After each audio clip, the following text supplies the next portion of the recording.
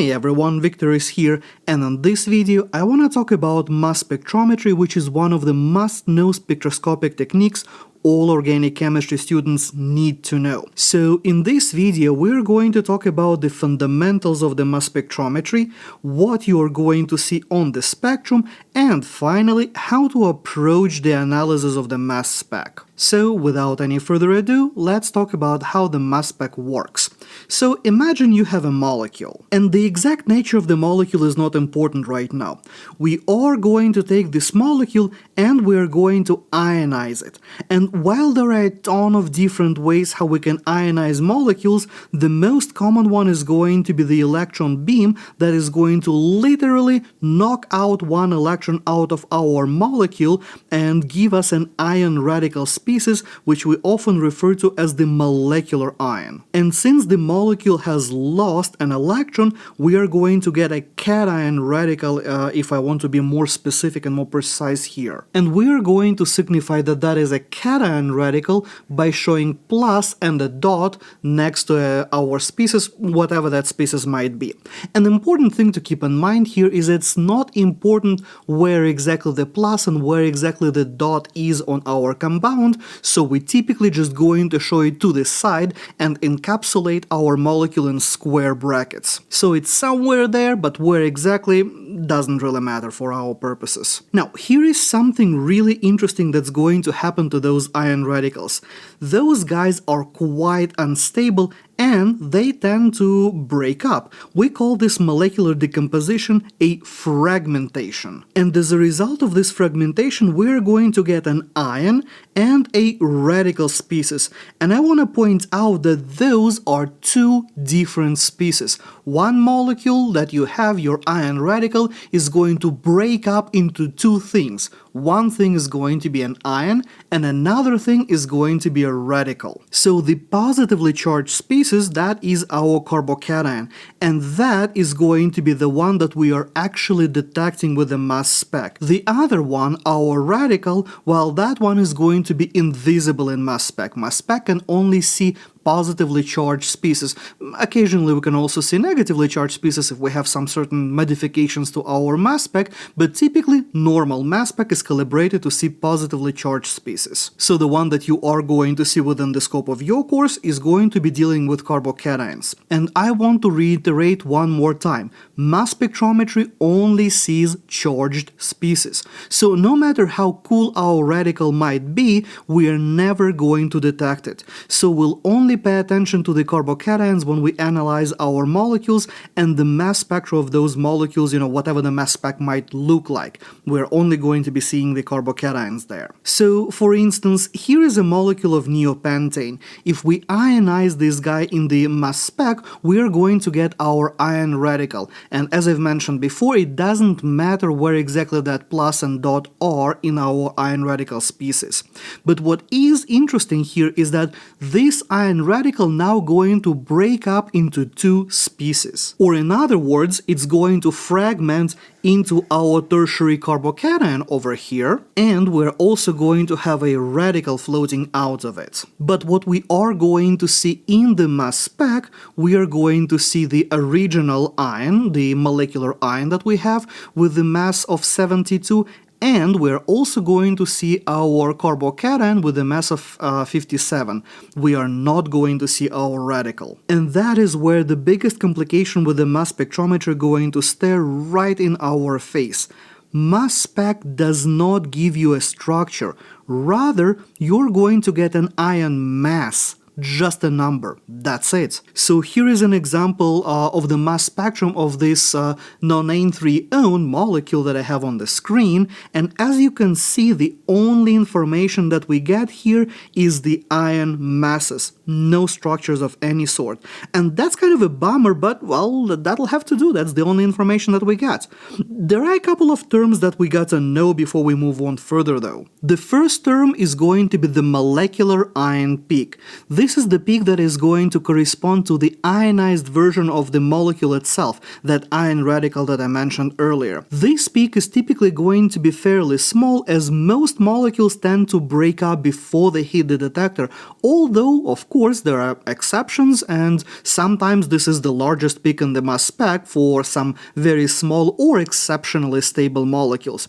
But since most organic molecules are not as stable as we would like them to be, sometimes this peak might not even show up and be present in our mass spec, especially for bigger molecules, because that guy will just break up before it ever hits the detector. It can happen. If that were to happen, your instructor will mention that we also have the molecular ion peak at, that number. But you're not really seeing that on the spectrum itself.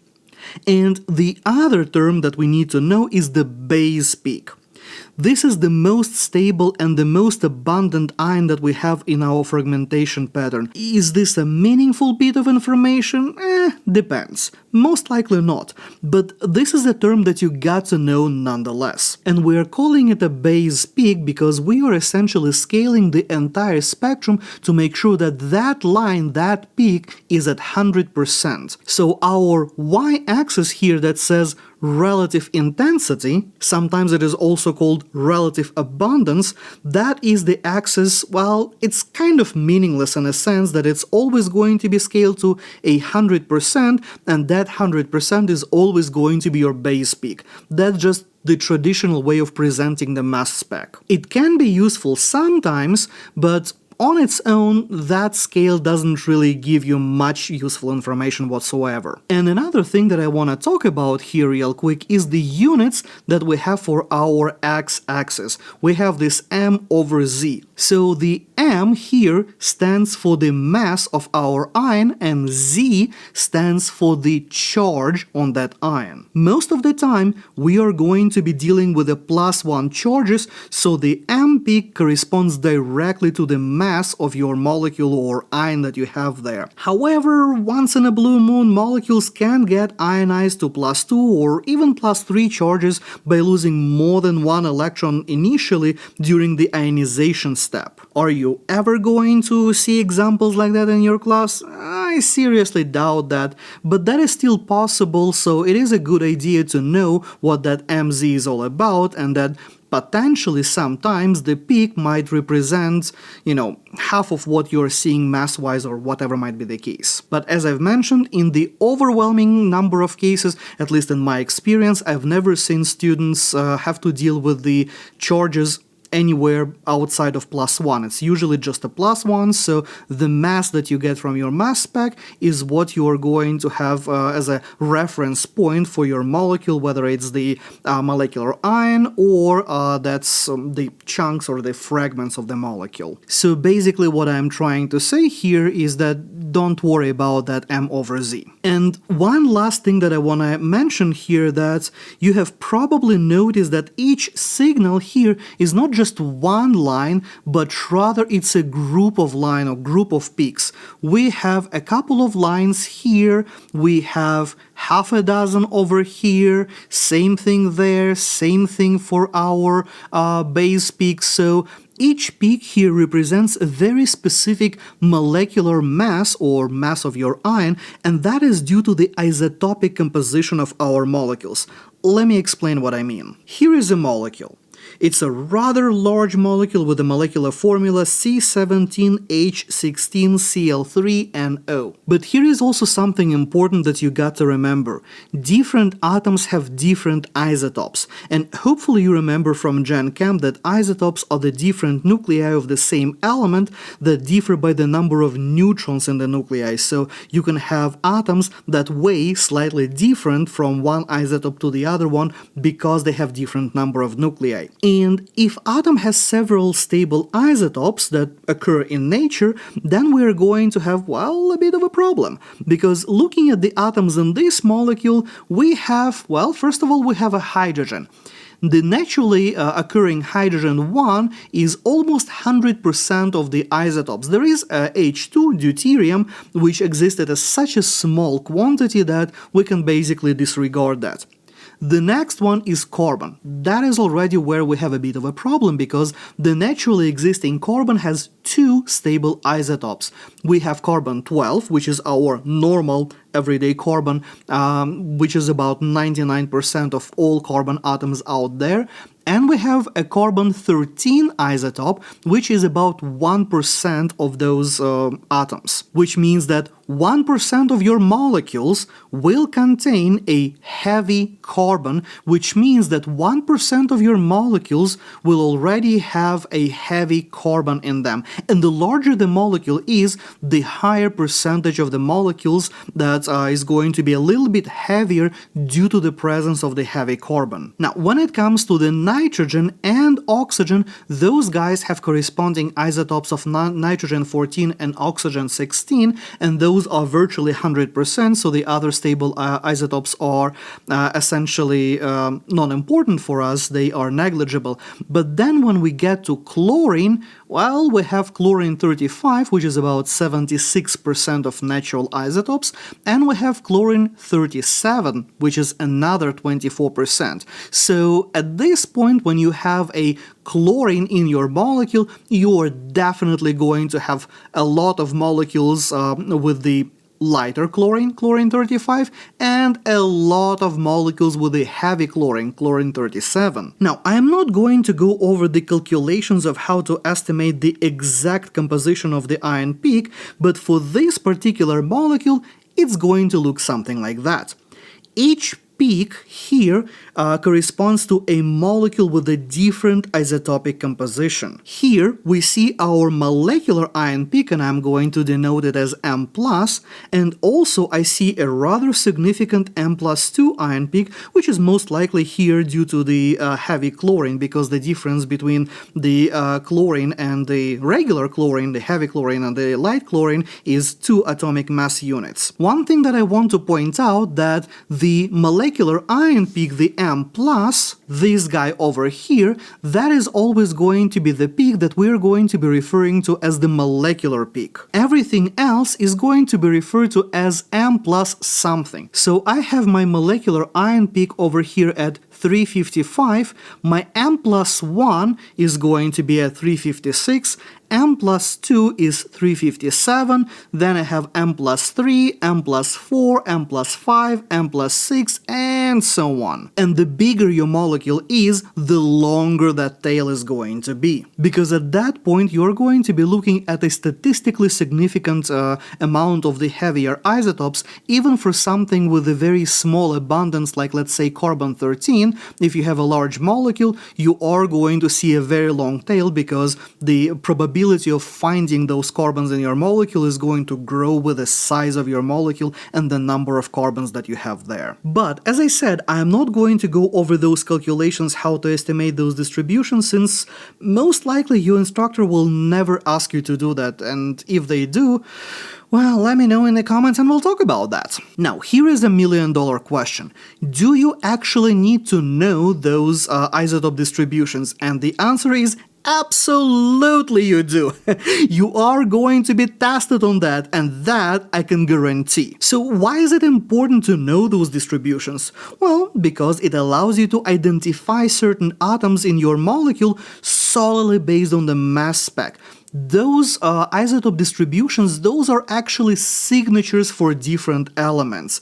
So, for instance, chlorine here, as I've mentioned, has the isotopes 35 and 37 with the ratio of 76 to 24, so roughly, 75-25, so 3 to 1 ratio. So if I look at the molecule that has a chlorine atom, something like this, for instance, then I can see that I have an M plus and M plus 2 peaks at a rough ratio of 3 to 1 to each other. Depending on the size of your molecule, that ratio can fluctuate between like 3 to 1 or maybe 4 to 1, but that is a signature of the chlorine atom, and if you see something like that, you definitely know you have a chlorine there. Likewise, we have another element with a similar type of a deal with the two stable isotopes, and that is the bromine atom. Bromine has a stable isotope at 79, and it has bromine 81, the other stable isotope, with the rough ratio between those being about 50-50. So when you have a molecule with the bromine, you're going to have a situation like this, where your M plus and M plus 2 peaks, they are roughly the same height. So when you see something like that, you know that you have a bromine in your molecule. And the good news is, that is all you gotta remember. So when it comes to the isotope composition, there are only few things that you have to memorize. If you see a 3:1 or 4:1 M plus and M plus 2 peaks, that is a signature of chlorine atom. If you see a 1:1 ratio, that is a signature of bromine. Now, in addition to that, you might want to check the intensity of your M plus 1 peak, as that one roughly corresponds to the number of carbons in your molecule. Since carbon 13 is conveniently at 1%, so the percentage of that peak kind of correlates to the number of carbons in your molecule. This can potentially be very useful if you don't have a molecular formula already given to you. And finally, if you have an odd molecular ion mass peak, you're likely going to have an odd number of nitrogen atoms in your molecule, so like 1 or 3 or 5 nitrogen, something like that.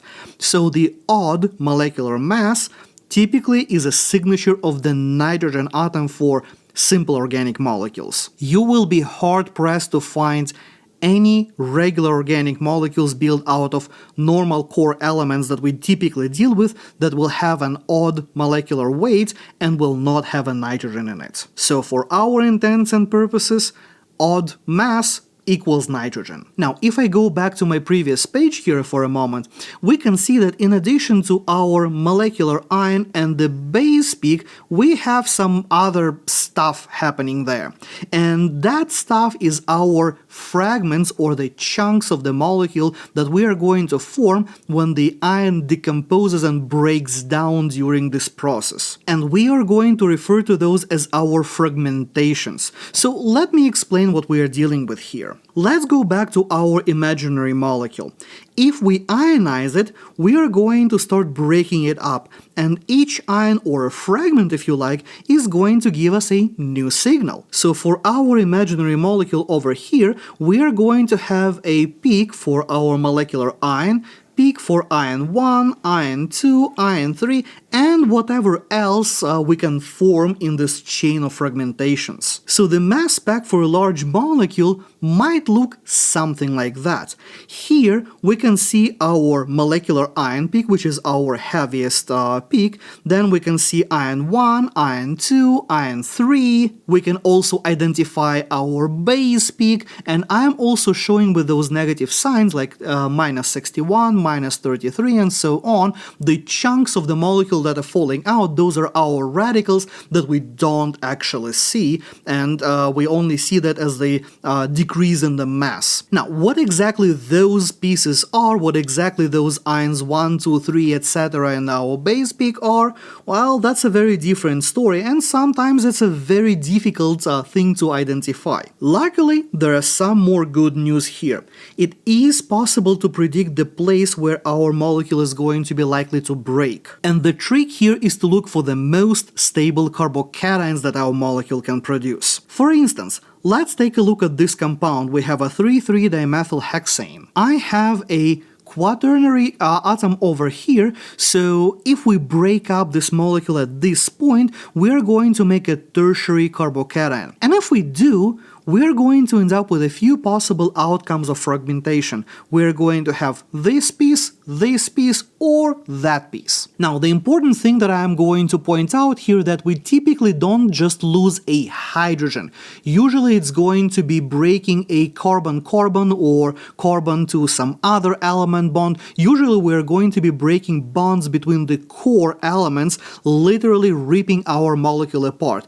almost never you're going to see just a simple hydrogen flying off our molecule and giving a carbocation. So while it might be tempting, doesn't usually happen very often. Now, going to my bits and pieces here, in the first case, I had this ethyl radical falling off my molecule, giving me the following carbocation with a mass of 85.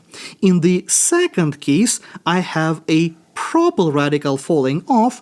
That gives me my weight for my carbocation being 71. And lastly, in the third case, I have just a methyl group falling off, giving me the carbocation with a mass of 99. So that is what I predict theoretically. But what happens if I look at the actual mass spec for this molecule? That mass spec looks like this, and check this out. This peak corresponds to my ion at 99. This peak corresponds to my carbocation at 85, and this peak corresponds to my ion at 71. So by doing this simple analysis, we could identify what three peaks are, the first three peaks in our mass spec here. And notice the molecule itself, the molecular ion at 114, does not show up here simply because the molecule is not stable enough and everything breaks up before it can hit the detector. So if you thought that you are not going to be dealing with the carbocations after you are done with those SN1, E1 and maybe reactions of alkenes, yeah, no, we're back to that. But for as long as you know how to deal with the carbocations and how to predict where that plus is going to be, that is fairly easy and straightforward. Now let's look at another example. In this case, I want to look at the molecule that is capable of stabilizing a carbocation via the resonance. So over here I have a tertiary carbon, and because I have electron pairs on my oxygen, I have the possibility of the resonance stabilization. So when I break my molecule up, I'm going to get this piece with the weight of 87 and this piece with a weight of 73. And now if I pull up the mass spec for the actual molecule, we're going to have a picture like that, where I have one peak over here corresponding my mass of 87 and the other peak corresponding to my mass of 73. So again, in this case, like in the previous case, I was able to predict the structure of the first couple of pieces by just thinking where the most stable carbocation is going to be. So while mass spec might feel like a ton of number crunching, and trust me, it often is, there is a system to it. And for as long as you can assess the possible carbocation stability, you should be able to predict at least the first round of the fragmentations without too much trouble. Of course, things become a little bit more complicated with the further fragmentations, and the fact that the fragmentations don't have to follow one, from another one in a linear fashion, but rather make complex fragmentation trees sometimes, well, yeah, that can complicate things a lot.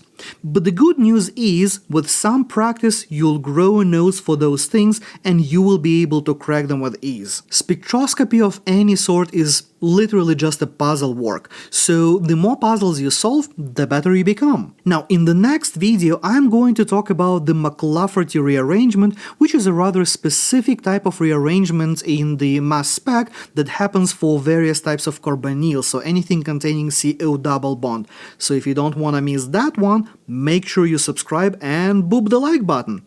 Thank you for watching, and I will see you next time.